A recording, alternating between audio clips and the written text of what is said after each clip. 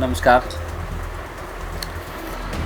आज बात करेंगे कुछ ऐसी ऐतिहासिक और राजनीतिक घटनाओं का जिसमें मतलब जो बाहर से लगता है कि बहुत ही सिंपल कार्यक्रम है, सिंपल प्रोग्राम है, सिंपली लोग उसमें ज्वाइन होते हैं, परंतु सच्चाई कहीं दूर है। और मतलब सच्चाई से हम रूबरू होंगे तो ये हमें मालूम चलेगा कि जो बात को हम बहुत छोटे समझ रहे थे उसकी क्या वैशिष्ट है। ऐसा एक छोटा घटना इंदिरा गांधी के इलेक्शन के टाइम पे हुआ। यशपाल कपूर जो उनकी पीए थे, देखिए जो पीए होते हैं, पीएस होते हैं, हम सब जानते हैं, मंत्रियों की, विधायकों की, एमपीओं की, नॉर्मली जाकर इलेक्शन में उनके लिए इलेक्शन मैनेज करने का काम करते हैं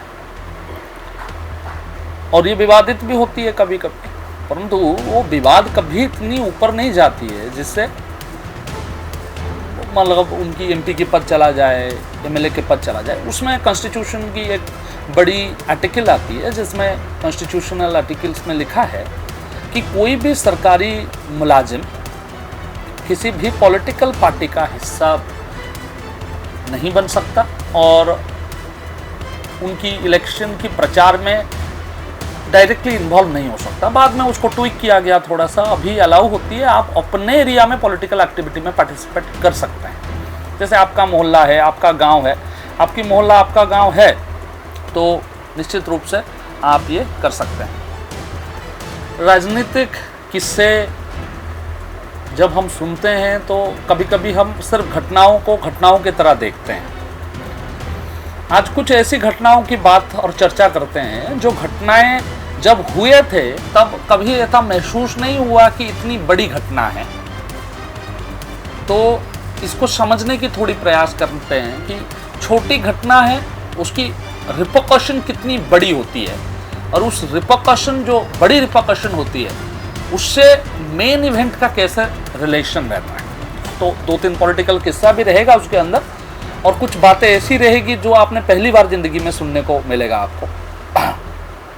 शायद पॉलिटिकल लोगों की जो मुझे लगता है जो पॉलिटिकल इतिहास को पढ़ते हैं, पॉलिटिकल हिस्ट्री ऑफ इंडिया पढ़े हुए हैं, उनको थोड़ा ज़्यादा समझ आएगा। जो सामान्य लोग हैं उनके लिए थोड़ा सा मुश्किल हो सकता है, परंतु प्रयास करते हैं। तो मैं ये बात सन 77 के पहले की है जिसमें इंदिरा गांधी माने जाते थे कि बहुत स्ट्रॉन्ग लीडरशिप उनकी थी और हम सब जानते हैं कि इंदिरा गांधी की नाम पर किस तरीके से डर की माहौल पूरी भारतवर्ष में फैलाया जाता था। गुंडागर्दी करना, उनकी नाम पर यूथ कांग्रेस लीडर बने हुए लोग छोड़ते नहीं थे, बिल्कुल अटैक्स करते थे and there was attacks on general public, general people, इनके ऊपर अटैक्स होते थे। तो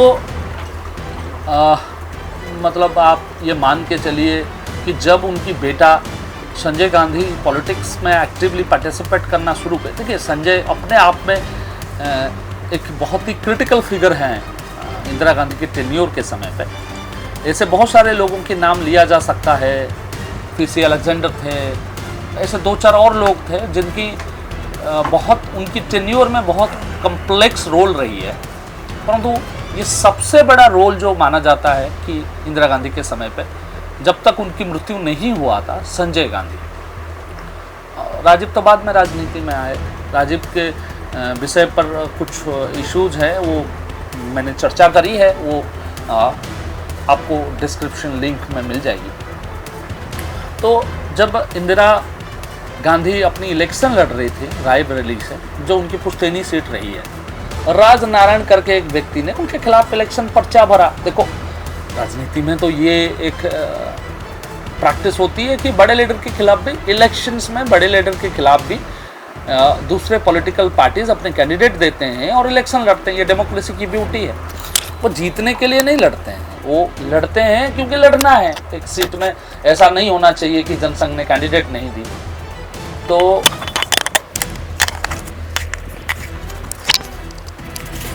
जनसंघ की ये कहानी, तो जनसंघ की ये कहानी थी। तो उन्होंने इलेक्शन लड़ने का मन बना लिया। राजनारायण तब बड़े लीडर नहीं हुआ, उनने इलेक्शन लड़ा।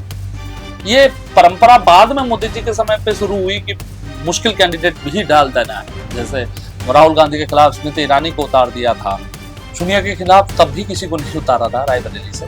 वो अमेठी लड़ते हैं, अमेठी एक्चुअली इनकी सीट है। संजय गांधी लड़े थे, फिर राजीव गांधी लड़े, फिर राहुल गांधी लड़ते हैं। शायद अब प्रियंका नहीं, ओके वायनाड है, वायनाड में वो लड़ते हैं। इंटरेस्टिंग बात है, वायनाड में प्रियंका गांधी, जब से प्रियंका गांधी कैंडिडेट बने हैं और वहाँ से एमपी बन के आए हैं, वहाँ आईटीसी टाटा की एक जो होटल ब्रांड है, वहाँ पे उन्होंने होटल भी खोल दिया है। क्योंकि इतनी बड़ी नेत्री जाएगी तो सामान्य गेस्ट हाउस, सर्किट हाउस में नहीं रह सकती है, इसलिए टाटा की वहाँ ब्रांच खोलना पड़ गया। ये ऐसे सब होता है बेटा। तो यशपाल कपूर जो उनकी पीएस थे, हम सब जानते हैं पीएस इलेक्शन के प्रचार में जाते हैं, इलेक्शन मैनेज करते हैं। अभी किनसे बात कर रहा था, वो मैनेज ही करते हैं सब। बट वो जो चीज है, मैं किस बात पे बोलने लगा हूं वो आप बस जहन में रखिए। यशपाल कपूर प्रचार करने दे गए, मतलब स्टेज पे दिख गए, फोटो उठ गया यशपाल कपूर का। वो इलेक्शन इंदिरा स्वीपिंग समहाउ, वो इलेक्शन इंदिरा ही जीत रही थी। तो यशपाल कपूर का जब फोटो आया तो राजनारायण ने इलाहाबाद हाई कोर्ट में केस डाल दिया। नानी पालखीवाला बहुत बड़े वकील है, नानी पालखीवाला का नाम चलता है, जिनसे आज आप जो बड़े लॉयर्स की बात करते हो, जैसे अभिषेक मनु सिंघवी, हरीश साल्वे, आप नाम सुने होंगे, कपिल सिब्बल, इन सब के बाप थे नानी पालखीवाला। और नानी पालखीवाला ने उनसे ये गुजारिश करी राजनारायण ने कि आप मेरे लिए केस लड़िए। ये केस डिस्ट्रिक्ट कोर्ट में चला, इलाहाबाद के डिस्ट्रिक्ट कोर्ट में चला, और कोर्ट का डिसीजन के बारे में बाद में बात करते हैं। उस समय क्या हुआ, there was a possibility that Indira could have been pushed through a lot of reforms during that tenure, 77 से लेके 82 वाला टेन्योर में। परंतु इंदिरा ने वहां पे क्या किया, इंदिरा ने वेट करा कि डिस्ट्रिक्ट कोर्ट क्या करेगा। डिस्ट्रिक्ट कोर्ट मतलब वहां राजनारायण हारे थे आसपास 6.5 लाख वोट से, 6 लाख वोट से। यशपाल कपूर वहां जाके स्टेज पे बैठ गए, तो मुझे नहीं लगता कि उससे कोई 1.5 करोड़ वोट की फर्क पड़ गई और जो है इंदिरा हार जाती है इलेक्शन। इंदिरा कहीं नहीं हार रही थी वो इलेक्शन, इंदिरा बम्पर जीत हासिल कर रही थी उस इलेक्शन में। परंतु क्योंकि एक टेक्निकल मिस्टेक हुआ, जिसमें एक सरकारी नौकर स्टेज पे दिख गया, तो डिस्ट्रिक्ट कोर्ट ऑफ इलाहाबाद ने ये घोषणा करा, मतलब उनकी वर्डिक्ट में बोला उन्होंने कि हम इंदिरा गांधी जी की जो सदस्यता है वो रद्द करते हैं। सदस्यता रद्द होने से क्या होता है कि प्रधानमंत्री की शपथ तो नहीं ले सकती इंदिरा। तो इंदिरा गांधी ने उस समय हाई कोर्ट गए, इलाहाबाद हाई कोर्ट ने उस पर स्टे नहीं करी। नानी पालखीवाला जबरदस्त वकील थे, वो डिस्ट्रिक्ट कोर्ट में चले गए, हाई कोर्ट में चले जाते थे तो हाई कोर्ट धन्य हो जाता था कि इतने बड़े व्यक्ति हाई कोर्ट में कैसे आ गए। He was an intellectual lawyer. Tata group की तो लंबे समय तक उन्होंने ये करी, और एक समय पे ये बात था कि नानी पालखीवाला को टाटा की जो ग्रुप है, टाटा ग्रुप्स ऑफ कंपनीज की चेयरमैन एंड एमडी बनाया जा सकता था। ये मैं कह रहा हूँ जब JRD टाटा की डेथ हुई उसके बाद, मतलब उस कैलिबर का आदमी। तो उन्हें इलाहाबाद हाई कोर्ट में भी जो है इसको पास करा लिया, इलाहाबाद हाई कोर्ट ने स्टे नहीं लगाई, क्या ठीक है, सदस्यता रद्द किया है। डिस्ट्रिक्ट कोर्ट ने देखो, डिस्ट्रिक्ट कोर्ट के पास कोई अधिकार नहीं है कॉन्स्टिट्यूशन को मतलब कोई लॉ है उसके रिफॉर्म होनी चाहिए, ये सब डिस्ट्रिक्ट कोर्ट की दायरे में नहीं होता। डिस्ट्रिक्ट कोर्ट सिर्फ जो प्रेसिडेंट है, जो लॉ है, वो लाइन बाय लाइन लॉ के हिसाब से ऑर्डर पेश करते हैं। सुप्रीम कोर्ट और हाई कोर्ट के पास अधिकार है, वो इंटरप्रेट कर सकते हैं लॉ को कि ये लॉ में है, हम ये लॉ बदलने की ऑर्डर देते हैं। वो ऑर्डर डिस्ट्रिक्ट कोर्ट नहीं दे सकता। तो इलाहाबाद हाई कोर्ट बहुत जाना पहचाना हाई कोर्ट था, बड़े लोग उसमें थे, तो उनने ऑर्डर पास कर दी और खुशी खुशी जो है जनसंघ खुशी मनाने लगा। और इंदिरा गांधी वहां तैयारी कर रहे थे कि प्रणब मुखर्जी या अर्जुन सिंह और या किसी को वो प्रधानमंत्री बना देंगे। जब ये केस सुप्रीम कोर्ट में खत्म होगा फिर इंदिरा इलेक्शन लड़ जाएंगी। परंतु उस समय किसी ने बोला किसी और को सत्ता पर बैठाने से ये हो सकता है कि कांग्रेस उसकी हाथों में चले जाए और आप कमबैक ना कर पाए। तो सुप्रीम कोर्ट चले गए इंदिरा, और सुप्रीम कोर्ट में सुपरसीड करी थी उन्होंने 5-6 जजेस को। मैं वो समझाता हूँ थोड़ी देर में। तो क्या हुआ, सुप्रीम कोर्ट ने अलाउ कर दिया इंदिरा गांधी को to continue as the prime minister of India, कि अभी चल सकती हैं, ये हम हियर करेंगे एक डिफरेंट बेंच बना के। आपकी जो इलेक्शन रद्द हुआ है, इलेक्शन कैंसिल हुआ है, उसको दूसरे तरीके से हम हैंडल करेंगे। उससे क्या हुआ, इंदिरा को एक ब्रीदिंग स्पेस मिल गई। परंतु तब तक इंदिरा की चारों तरफ जो लोग थे, उसमें सबसे बड़े नाम संजय गांधी का है, यशपाल कपूर खुद हैं, अलकजेंडर साहब हैं, और उनके साथ एक और व्यक्ति थे सिद्धार्थ शंकर राव, जो बाद में चीफ मिनिस्टर बने वेस्ट बंगाल की, पश्चिम बंगाल की। और उस टीम में एक और महिला थी जिसका नाम आपने शायद, जो हिंदी ऑडियंस है वो नहीं जानता है, नंदिनी शतपथी, जो बाद में उड़ीसा की मुख्यमंत्री बनी। बिना कोई इलेक्शन जीते उड़ीसा की मुख्यमंत्री बनी थी नंदिनी से, आयरन लेडी माना जाता है। उनका बेटा है तथागत शतपथी, आजकल ट्विटर वगैरह पे थोड़ा बहुत कुछ करते हैं। वो एमपी रहे, 4-5 बार एमपी रहे, और नवीन पटनायक की आशीर्वाद से, और नवीन पटनायक के खिलाफ विषोद्गार करते हैं वो। तो तथागत शतपथी तब धरित्री न्यूज़पेपर करके एक न्यूज़पेपर उड़ीसा में चलता था, और जो है तथागत शतपथी गुंडे हुआ करते थे कटक और भुवनेश्वर में, लोगों को पीटने का काम करते थे। आज एडिटर हैं धरित्री। उनकी वाइफ को आप लोग जानते होंगे, जो एंटी सीए प्रोटेस्ट में बहुत इन्वॉल्व हुई थी, और उनकी बातें आती। और तथागत शतपथी का कोई आधार कार्ड नहीं है, उन्होंने कभी आधार कार्ड बनाया ही नहीं। इस देश में ऐसे लोग भी जिंदा हैं, आप और हम भी जिंदा हैं, जो आधार कार्ड के बिना एक कदम नहीं चल सकते, और ऐसे भी लोग हैं जो जिनको कोई फर्क ही नहीं पड़ता। तो अब क्या हुआ, वो जो कोटरी था Siddharth Shankar Roy was a constitutional expert. Indira ने उनको बोला कि आप मुझे तरीका निकाल के दो कि मैं इलेक्शन बिना जीते भारत की प्रधानमंत्री बन सकती हूं क्या, और मुझे इमरजेंसी लगाना है। क्लेम टू फेस है मुझे कि मैं इमरजेंसी लगाना चाहूं तो इमरजेंसी कैसे लगा सकता हूं, ये मुझे बताइए। सिद्धार्थ शंकर रॉय ने कहा ठीक है। उन्होंने अपनी कॉन्स्टिट्यूशन नॉलेज लगाई, 2-4 लोगों के साथ बैठे, और उन्होंने 2-3-4 घंटे में जो प्रधानमंत्री जहाँ रहती हैं वहीं पर कॉन्स्टिट्यूशन पढ़ रहे थे। उन्होंने बोला ऐसा है कि आप एक प्रोक्लेमेशन लिखवा लीजिए। वीवी गिरी तब प्रेसिडेंट हुआ करते थे, तो प्रेसिडेंट वो एक्चुअली इंदिरा ने उनको हैंडपिक करा था, और वो इंदिरा सिंडिकेट, उस समय कांग्रेस 2 भाग में बट गया था, कांग्रेस इंदिरा और कांग्रेस सिंडिकेट की कैंडिडेट नीलम संजीव रेड्डी थे, और इनका कैंडिडेट वीवी गिरी थे। वीवी गिरी उड़ीसा में पैदा होने वाले पहली राष्ट्रपति थे, द्रौपदी मुर्मू दूसरे। तो वीवी गिरी को इलेक्शन लड़वाया गया और वीवी गिरी जीत गए। तो ये तय करना बाकी था कि करना क्या है और कैसे करना है। प्रेसिडेंट अवेलेबल नहीं थे, वाइस प्रेसिडेंट ने प्रोक्लेमेशन लिखकर दिया कि भारत के ऊपर अभी डेंजर मंडरा रहा है, बहुत सारी विपत्तियां, विदेशी ताकत भारत को सैबोटेज करना चाहते हैं, इसलिए हम जो है भारत को, मतलब भारत की जो स्ट्रक्चर है, स्ट्रक्चरली भारत को हम मॉडिफाई करवाना चाहते हैं, और इस वजह से क्योंकि विरोधी ताकत बहुत है भारत में, हम इमरजेंसी लगाने का डिसीजन लेते हैं, और प्रेसिडेंट उसमें सिग्नेचर कर रहे हैं। फकीरुद्दीन अली अहमद शायद वाइस प्रेसिडेंट थे, तो फकीरुद्दीन अली अहमद साहब ने उस पर सिग्नेचर किया, और वो सिग्नेचर करते ही भारत में आपातकाल का घोषणा हो गया। और आपातकाल की घोषणा में क्या क्या एक्सेसेस हुई वो दूसरी बात है। अब मैं बताता हूँ जुडिशियरी में क्या करा इंदिरा ने। अभी आपने खन्ना साहब ये थे चीफ जस्टिस ऑफ इंडिया थे, उनके चाचा थे एच.आर. खन्ना साहब, वो सेकेंड इन कमांड थे जो चीफ जस्टिस बन सकते थे। वो क्या होता है, सुप्रीम कोर्ट में कोई हाई कोर्ट से जाते हैं नॉर्मली लोग, और कुछ कम लोग होते हैं जो बार से डायरेक्ट सुप्रीम कोर्ट में पहुंच जाते हैं। देखो जज को सुविधाएं बहुत मिलती है, इन्फ्लुएंस बहुत मिलती है, परंतु तनख्वाह लीगली बहुत कम मिलती है। परंतु एक लॉयर लीगली बहुत पैसे कमा सकता है। तो अच्छे लोग तो जज बनना ही नहीं चाहते।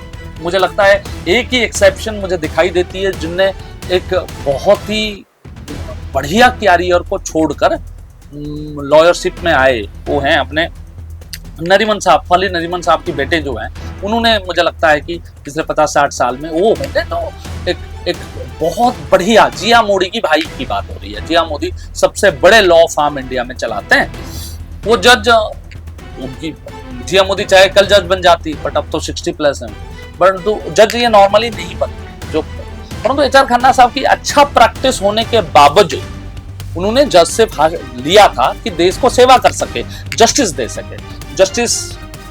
जस्टिस वो अभी ग्राम चिकित्सालय कुछ दिन पहले मैं देखा था, उसमें एक तो बड़ा डायलॉग कल मैंने भी चिपका दिया किसी पे, जो है बड़ी चुनौतीपूर्ण जिंदगी है हमारा। तो जो कंपाउंडर होता है वो दूसरा जो क्या कहते हैं उसमें वहाँ जो व्यवस्था में काम करता है, वर्ड बॉय टाइप का, उसका जो है परमानेंट करने के लिए वो जब गया, निरोहा जिस कैरेक्टर को किया है बड़ा बाबू, जो वहाँ का क्लर्क होता है, हेड क्लर्क, तो उसने कहा भाई अपने को तो 10 लाख चाहिए, सॉरी 2 लाख या 5 लाख चाहिए। तो इसमें जो है बड़ा कॉमेडी उस ग्राम चिकित्सालय में हुआ है। थोड़ा सा मैं विषय से भटक रहा हूँ, बट एंटरटेनमेंट भी होना चाहिए। तो वो उसमें वो उसको बोलता है, गाड़ी चलाते उसका फोन आता है, तो बोला कि जो है सिन्हा साहब जो डॉक्टर हैं वो चाहते हैं कि हमारा जो PHC है, पब्लिक हेल्थ केयर सेंटर, वो आदर्श PHC बने, तुमको 2 लाख रुपए चाहिए। मेरे जीवन में बहुत चुनौती है, चुनौतीपूर्ण जीवन है मेरा। तो मैंने कल किसी व्यक्ति से बात हो रहा था, उनकी परिवार में 2 लोग बीमार हैं, तो उनको खिचड़ी खाना पड़ रहा था। तो मैंने यही बोला, मैंने कहा 2 लोग बीमार हैं, आप बड़े चुनौतीपूर्ण जिंदगी जी रहे। तो और दूसरा उसमें जो डायलॉग था और जिसको मैं यहाँ रेफरेंस ले रहा था वो है, उनने बोला कि कोर्ट कचहरी इसलिए नहीं बना है कि लोग नॉर्मल आदमी को न्याय मिल सके, कोर्ट कचहरी इसलिए बना है कि जो वकील है उसकी खर्चा चलता रहे। तो न्याय तो किसी को मिली नहीं, अन्याय जज साहब के साथ खुद हो गया, उनको सुपरसीड करा गया। और कौन सा रे नाम भूल गया मैं, उनको बनाने के लिए, चीफ जस्टिस बनाने के लिए इन सबको लाइन से 21 सीनियर जजेस को सुपरसीड करके जो उनसे जूनियर जज को चीफ जस्टिस बना दिया गया भारत का। तो बहुत सारे लोगों ने इस्तीफा दे दिया, कुछ लोग शासन प्रशासन से एडजस्ट करके रह गए।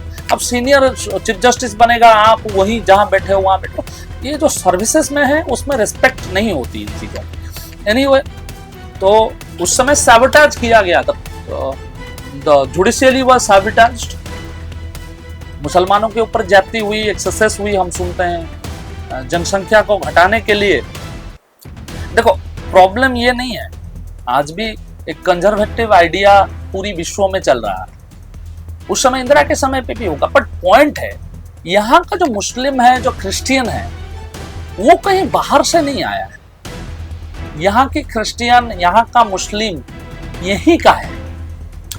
फ्रांस में विरोध हो रहा है, इंग्लैंड में विरोध हो रहा है, US में विरोध हो रहा है, इमिग्रेशन के विरोध हो रहा है, जो बाहर से आ रहे हैं उसकी विरोध हो रहा है। इंडिया में ये कभी हो ही नहीं सकता, क्योंकि जो मुस्लिम अब्दुल मियाँ यहाँ बैठे हैं, अब्दुल मियाँ इराक, ईरान से, पाकिस्तान से नहीं आए, अब्दुल मियाँ यहीं पैदा हुए हैं। उनकी पुरखों में से कोई एक व्यक्ति हिंदू बन गया, इस वजह से अब्दुल मियाँ है, नहीं तो वो अशोक कुमार होते, क्या पता। तो वो आई थिंक अंडरस्टैंडिंग संजय का वो चीज नहीं था। थोड़ी सी जाति निश्चित रूप से हुई, हिंदुओं के ऊपर हुई, स्टेरिलाइजेशन हुआ, लंबे एक बड़े लेवल पे लोगों को जो है बाप बनने से दूर रखा गया, जो मतलब स्टेरिलाइज कर दिया गया, वो बाप नहीं बन सकते। जनसंख्या को घटाना का बहुत सारी उसमें हिकअप्स हुई। देखो एक चीज तो देखो, संजय को बोलना पड़ेगा, शायद इमरजेंसी 2 साल और होता, जितने इलीगल कंस्ट्रक्शंस हैं दिल्ली में संजय तोड़ देता।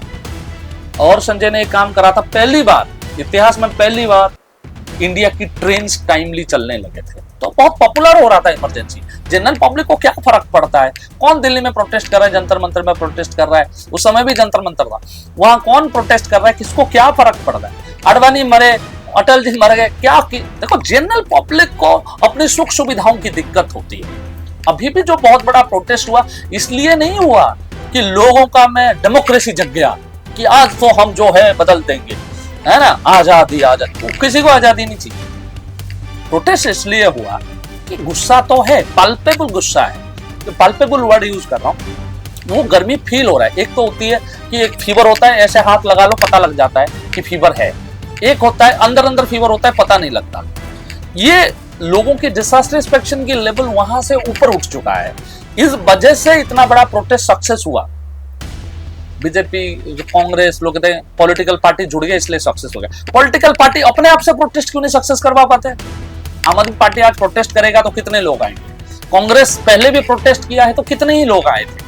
देखो कांग्रेस में वो ताकत और औकात अब है नहीं कि उन्होंने एक नेशन वाइड कोई प्रोटेस्ट करा दें जंतर मंतर पे और सक्सेस हो जाए। पॉलिटिकल पार्टी प्रोटेस्ट से दूर रहता है, रीजन भी आज नहीं कल उनको शासन करना है। प्रोटेस्ट बहुत ज्यादा हो जाएगा तो वो भी सरकार नहीं चला पाएंगे। और कांग्रेस जैसे मैच्योर पॉलिटिकल पार्टीज में क्या होता है, मैं क्यों मैच्योर कह रहा हूं, क्योंकि उनके 150 साल 200 साल की इतिहास है।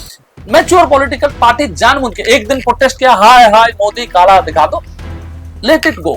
सरकार चलानी होती है, सरकार चलेगी तो पार्टियां चलेगी, सरकार चलेगी तो उनके लोगों की तो प्रोजेक्ट्स हैं, उनके लोग भी तो रास्ता बना रहे हैं। तो इसलिए बहुत जरूरी है कि प्रोटेस्ट आवश्यकता से ज्यादा ना हो, प्रोटेस्ट उतनी ही हो जितनी आवश्यक है। ये बात मैंने बोल दी, आपको समझ आ गया होगा। तो प्रोटेस्ट, पल्पेबल प्रोटेस्ट की बात कर रहा था मैं। तो इंदिरा के खिलाफ एक जनमत बनी, और वो अब से नहीं बनी, वो बन गई थी जेपी के समय से। जेपी ने इमरजेंसी से पहले इसको शुरू कर दिया। कल जेपी की आंदोलन की बात हो रहा था, मैं आंदोलन की बात करने के लिए नहीं बोल रहा। जेपी एक डिसग्रंटेल्ड गांधीयन थे जो नेहरू से गुस्सा हो गए थे। जेपी बहुत पढ़े लिखे आदमी थे, वो उस समय लंदन जाके वहां पढ़ के आए थे, लेफ्ट की आइडियोलॉजी के आदमी थे। इनको लगता था कि जो है जितने रीच हैं इन सबकी गला काट कर जो है उनकी पैसा बांट दो। लेफ्ट का idea, economic idea of left is rich के पास से जो पैसा है उसको लाइए और समग्र समाज में बांट दीजिए। अब किसी ने 14 साल मेहनत करके पैसा कमाया है, कोई जो है अपना सारा पैसा जो है बर्बाद करके रखा है, उसमें क्यों बांट देना है? ये मार्केट इकोनॉमी कहती है। तो जेपी उस आइडियोलॉजी के आदमी, तो जेपी ने आंदोलन करा और अरेस्ट बड़े लोग हुए, अडवाणी जी अरेस्ट हुए, अटल जी अरेस्ट हुए। श्यामा प्रसाद मुखर्जी जिंदा नहीं थे कि अरेस्ट होते। श्यामा प्रसाद जी की पार्टी बोला जाता है। श्यामा प्रसाद जी ने जनसंघ की प्रतिष्ठा करी थी और श्यामा बाबू उनको हेडगेवार जी बोलते थे। वो जो पॉलिटिकल, श्यामा प्रसाद मुखर्जी कांग्रेस की लीडर थे। जब उनको लगा कांग्रेस में हमको जगह नहीं मिलेगा, हमको रिस्पेक्ट नहीं मिलेगा, हिंदू महासभा ज्वाइन कर गए। ये वजह अपॉर्चुनिस्टिक पॉलिटिकल फिगर में देखिए आज श्यामा प्रसाद मुखर्जी को कांग्रेस जो बीजेपी जो है अपने मथा पर बैठाकर घुमाता है, ठीक है, पर श्यामा प्रसाद मुखर्जी आज जिंदा होते तो शायद मोदी जी को तो थप्पड़ मारते और बोलते क्या पॉलिटिकल आइडियोलॉजी तुम लेके चल रहे हो। हाँ, नरेंद्र मोदी की पॉलिटिकल आइडियोलॉजी से एक आदमी खुश होता, वो जिंदा होता, तो वो है नेताजी सुभाष बोस और दूसरा है दीनदयाल उपाध्याय। दीनदयाल उपाध्याय प्रचारक थे, संघ के प्रचारक थे, परंतु उनका पैर नहीं मिलता था। वो जो चलते नहीं है संघ की कार्यक्रमों में, तो पथ संचलन में उसका पैर नहीं मिलता था दीनदयाल उपाध्याय जी की, उनको पीछे खड़ा करा जाता था, लेकिन तो आता कुछ नहीं है। बाद में वो प्रचारक बने, बड़े संगठन मंत्री बने और अपनी जीवन भी दी दीनदयाल उपाध्याय जी ने। मुगलसराय स्टेशन में उनकी डेड बॉडी मिली थी। आज तक नहीं पता लगा श्यामा प्रसाद मुखर्जी कैसे मरे, आज तक नहीं पता चला दीनदयाल उपाध्याय कैसे मरे। सरकारें आती गई, चलती गई, ये सारी बातें हमारे सामने होती गई, परंतु जेपी की आंदोलन के समय में बीजेपी ने अपनी सारी ताकत, तब जनसंघ होते थे, सारी ताकत झोंक दी। बट आज भी मैं वो चीज हाईलाइट कर रहा हूं जो उस समय की बात थी। पॉलिटिकल पार्टी जाके खड़े होने से कोई भी प्रोटेस्ट सक्सेस या फेल्यूर नहीं होता है। लोगों के अंदर की गुस्सा, लोग उस प्रोटेस्ट को सपोर्ट, देखो मैं ये भी कर रहा हूं, जंतर मंतर में शायद 1 लाख लोग होंगे, 2 लाख लोग होंगे, 10 लाख लोग होंगे, परंतु हर घर से कहीं ना कहीं, हर घर में 4 आदमी हैं तो उसमें 2 आदमी इसको इंटरनली सपोर्ट कर रहा है। आप सुनकर आश्चर्य होंगे आसाम का एक मिनिस्टर का बेटी सेंट स्टीफेंस कॉलेज में पढ़ती है, वो बेटी जाके प्रोटेस्ट करती है और अपनी इंस्टाग्राम पे लगाती है। उड़ीसा की एक एमपी है, नाम नहीं लूंगा, उड़ीसा की एक एमपी है जिनकी परिवार के 3 लोग जंतर मंतर के प्रोटेस्ट की स्टेटस लगाए। अब बच्चों ने क्या किया, उसके लिए उसकी माँ को, उसकी पिताजी को सजा देना गलत, परंतु ये protest was inherently, it was not against Dharmendra Pradhan per, education के खिलाफ नहीं था, कुछ नहीं था। ये protest reflection of public mood था। इसको आप गलत तरीके, बीजेपी मुझे लगता है कि प्रधानमंत्री पर्सनली ये बात समझ गए हैं कि ये गुस्सा उनकी सरकार के खिलाफ था और वो उसका एक्सप्रेस हुआ। इसलिए आप देखोगे जो बीजेपी का हैंडल्स हैं, जो लोग ऑफिशियल बीजेपी की पद पर हैं, वो कोई नहीं कह रहा है कि पाकिस्तान से फंड हुआ था, इधर से फंड हुआ था, उधर से फंड हुआ था। नॉर्मली वो लोग कह रहे हैं जो फेंस सीटर्स हैं, जो हिंदुत्व आइडियोलॉजी में विश्वास करते हैं, ऐसे लोग बोल रहे हैं। नहीं, बड़े लोगों को देखो, वो एक अश्विनी उपाध्याय करके एक ये है अपना एडवोकेट हैं, वो इस तरीके की थ्योरी वो बहुत ज्यादा देते हैं। सुब्रमण्यम स्वामी लंबे हद तक देते रहते थे। देखो ये लोग नॉलेजेबल लोग हैं, मैं ये नहीं कह रहा हूँ कि उनसे ज्यादा मुझे नॉलेज है, परंतु क्या है ना, हम हर चीज को कंस्पिरेसी के नजर से देख के, ये यूट्यूब और इस सब की वजह से क्या है, हम हर चीज को एक कंस्पिरेसी की नजर से देखना शुरू कर चुके हैं। यहाँ पे कंस्पिरेसी ये हो सकती है कि इसको बाहर से समर्थन प्राप्त है और पैसा मिला। मैं I don't doubt it, CA protest में भी बाहर से पैसा आया होगा, I don't doubt it, but as a citizen इस गवर्नमेंट की सपोर्टर या विरोधी होने के नाते I deserve some evidence to believe it और नॉट बिलीव। मैं तुम्हारे कहने से या मेरे अपने कहने से, किसी और के कहने से क्यों विश्वास करूं इस बात पे? सरकार तीनों लेवल पे तुम्हारे होने के बावजूद इतनी बड़े फॉरेन फंडिंग हो जाती है, इतनी बड़ी प्रोटेस्ट होता है, तो किसकी जिम्मेदारी है? मतलब even the BJP hardcore BJP supporter जो है, मेरा my understanding is they also deserve a little bit of fairness। और कल मंत्री का बेटा गया है प्रोटेस्ट करने, मैं उसके साथ खड़ा हूं। रीजन बीइंग वो उसका बाप मंत्री होगा, बट आज son of a political leader, आज a citizen of this country, उसकी राइट है, वो जा सकते हैं, जा सकता है, जा सकती है, बेटी है तो जा सकती है, क्यों नहीं जा सकते? और देखो सरकार अनडेमोक्रेटिक हिटलर लाइक शासन किया है नहीं किया है मुझे नहीं मालूम, मेरे हिसाब से नहीं किया है। मोदी जी बहुत डेमोक्रेटिक तरीके से सरकार चलाए हैं ऐसा मुझे लगता है, परंतु एक जो परसेप्शन है ना ग्राउंड पे, मैं ग्राउंड पे घूमता हूं, मैं लोगों से मिलता हूं, तो मुझे ये समझ में आता है कहीं ना कहीं सरकार के खिलाफ ये एक सेंस है, ये लोग बदमाश है, डिक्टेटोरियल हैं, और ये लोग हमारी फ्री स्पीच को मर्डर कर रहे हैं। ये मैं नहीं कह रहा, ये जनरल पब्लिक जो इंस्टाग्राम चलाता है, फेसबुक चलाता है, दिन भर रील देखता है, वो आदमी के मन में ये भावना किसी एल्गोरिथम ने नहीं डाली है, ये उसके मन में इसलिए आया कि ये इलेक्शन जीतते हैं, इलेक्शन की अगले दिन पेट्रोल की रेट, आप बोलो ये जनरल है, ये पहले से होती आ रही, बट आज की जो जनरेशन है उसने मोदी के सिवा किसी को देखा ही नहीं ना। आज जो 18 साल का वोटर है, जो 20 साल का वोटर है, उसने किसी और प्रधानमंत्री को देखा ही नहीं है, वो मोदी जी को ही देखा है। दूसरे प्रधानमंत्री के टाइम में वो छोटा था, वो मनमोहन सिंह से इस सरकार को कंपेयर ही नहीं कर सकता। उसकी कंपैरिजन इंदिरा से इस सरकार को आप करने की कोशिश करोगे, वो बोलेगा ये मुझे बेवकूफ बना, क्योंकि it is not possible for that person to compare Modi with Indira और मोदी विथ नेहरू। आप नेहरू की हर एक बात पे एग्जांपल देते हैं बीजेपी के लोग, बट वो नहीं कर सकता ना, उसने देखा ही नहीं नेहरू को। आज की जनरेशन को पढ़ने की तो इच्छा है ही नहीं, तो वो इतिहास नहीं पढ़ता, वो ये नहीं पढ़ता, तो इसलिए आप नेहरू से कंपेयर करोगे, इंदिरा से, और देखो, और आप गाली दे दे के नेहरू को बहुत बड़ा फिगर बना दिया आपने। ये बीजेपी के लोग और मतलब जो लोग इस तरीके की बात करते हैं उनके लिए एजुकेशन है। आप नेहरू को पढ़ो ना, नेहरू की किताबें पढ़ो। नेहरू बहुत नॉलेजेबल आदमी था और नेहरू प्रशंसा लेना नहीं चाहता था, क्रेडिट, क्योंकि बहुत जब आप रीच पर मुकेश अंबानी का लड़का को यहाँ जो है बसंत गांव में डाक कावड़ में फोटो लगाने के लिए अनुमति देगा क्या कभी? क्योंकि उसके लिए डाक कावड़ बड़ी बात है नहीं ना। तो Nehru was essentially son of Mukesh Ambani at that time, उसको क्रेडिट नहीं चाहिए था। जनरली उसने मिस्टेक्स करी है, देखो मिस्टेक्स की गाली पड़ दीजिए, इसमें मैं नहीं कह रहा, बट आप जब अपने आप को नेहरू के साथ कंपेयर करते हो आप नेहरू को बड़ा कर देते हो, क्योंकि आप तो अभी शासन कर रहे हो। आपके समय में प्राइस राइज हो रहा है, आपके सामान में जो है दंडे लगा दी पुलिस ने। नेहरू मेड श्योर कि स्टूडेंट प्रोटेस्ट है तो दंडा नहीं चलनी चाहिए, और सारा प्रोटेस्ट मतलब उनको रोकना है, ये करना है, वो करना है, तो सारा दंडा नहीं चलेगा, हाथ से करो। दिल्ली पुलिस 90,000 पुलिस फोर्स है, हाथ से नहीं कर सकते। मतलब who is giving you advice? मुझे तो बड़ा आश्चर्य होता है कि मतलब सरकार और सत्ता में जो लोग बैठे हैं उनको इस बात की इल्म तक नहीं है, इस बात की इल्म तक नहीं है। ये दुखद बात है, थोड़ा सा इल्म तक नहीं है ग्राउंड पे हो क्या रहा है। मैं गलत हो सकता हूँ, क्या पता 6 महीने में सारी माहौल बदल जाए। मैं अभी भी नहीं कह रहा हूँ कि मोदी जी कोई नंबर 2 पे आ गए पॉपुलैरिटी पे। पॉपुलर आज इंडिया का सबसे बड़ा लीडर कोई पॉलिटिकली सबसे ज्यादा पॉपुलर है, वो है जो है भाई साहब, अब मत ना हो, अब मुझे ना निकलूंगा तब।